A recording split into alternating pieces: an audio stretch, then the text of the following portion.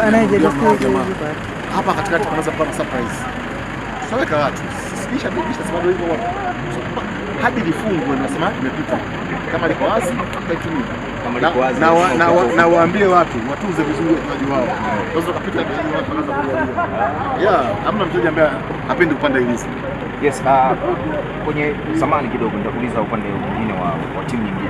Kuna ile utaratibu mchezaji anaenda anarudi, japo aliambiwa ni mzee nini hivyo, lakini sasa hivi anaonekana ni kwenu. Vipi, mna mpango wote wa kumrudisha ambaye amewahi kupita kwenu na sasa hivi anaonekana kwamba anaweza kuwasaidia sehemu yoyote mchezaji wa namna hiyo veterani wa kiasi hicho? Imedi sio hapa karibu. Imedi kwenye timu ya leo iliyocheza shairi kwa sababu haijawa, siwezi kusema hivyo kwa sababu huwa mpaka ikamilika unasema fulani karudi au kwa hivyo.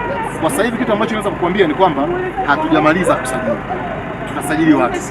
Lakini tutasajili vipi, atakuja nani, itakuwa vipi, hiyo hatuwezi kusema. Lakini utaratibu wa watu kuondoka na kutoka wa mpira kawaida. Kuna watu wajua walistaafu mpira kabisa na karudi. Unajua hiyo. Sisi tulishakuwa na mchezaji anaitwa Steven Kinge Mpondo kutoka Kamerun. Alicheza kwetu, akaondoka na akastaafu mpira. Watu kamrudisha na akatusaidia. Kwa kimpira na kisoka hii ni afya bado. Sio kwamba ni jambo ambalo linafanya kwamba labda linaweza kuwa alileti maana, ni afya. Mchezaji anaweza kutoka kwenu akaenda akacheza huko, baadaye akarudi akacheza, ili mradi kiwango chake kiwepo. Kwa mtu ambaye anafikiria kwamba okay, fulani amempata fulani amemrudisha alikuwa wapi, ni kufeli ama hamna kufeli. Kufeli ni mipango yenu yenyewe, lakini sio kwa sababu fulani hayupo. Ila amemrudisha nani? Kama unaweza kurudisha mtu ambaye kaishaishiwa kabisa, ni jambo lingine. Kila watu wanajua mahitaji ya timu yao, sio watu wa nje. Wanaojua mahitaji ya timu yao ni watu ambao wako kwenye timu. Kwa hiyo hakuna kitu cha kufeli. Sawa, mrejesho mzima sasa tunatoka Nairobi tunaenda Dar es Salaam. Mrejesho mzima wa safari, tupe niseme ile coverage nzima ya mechi ilivyokuwa, kwa sababu ni msemaji unaweza kaisemea safari nzima. Kwa ufupi tusemee safari nzima jinsi ilivyokuwa mpaka hapa mlipofika. Kwanza tulipotoka kule mechi yetu ya mwisho ya ligi tulicheza dhidi ya Fountain Gate kushinda. Ilituumiza sana kwa sababu sasa tunaona tunapoteza pande moja kwa sababu ligi pia tunaitaka, tunapoteza. Alafu tunapata kwenye mechi ambayo hatujui matokeo yake yatakuwaje. Na mkishinda, mshindi huo unafuta ushindi mwingine, unaongeza morale. Kwa sababu tukushinda tuko down sana.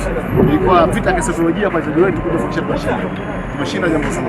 So baada ya ushindi wa mechi leo, timu itaondoka kwa ajili ya kesho moja kwa moja Dar es Salaam. Tutakuwa mechi nyingine ya ligi tarehe 29 dhidi ya Tabora United pale Chamazi. Alafu tutatoka baada ya mechi hiyo tutakwenda Zanzibar kwa sababu yao.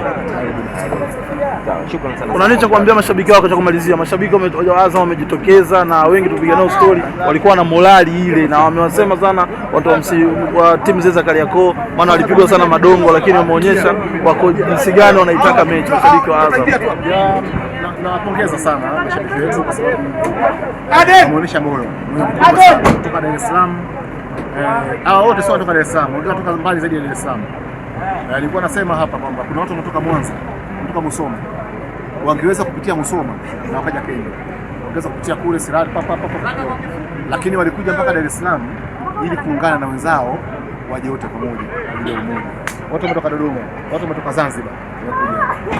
Heshima kubwa sana kwao na inshallah tukutane na Zanzibar ili tupate ushindi kwa siku nyingine.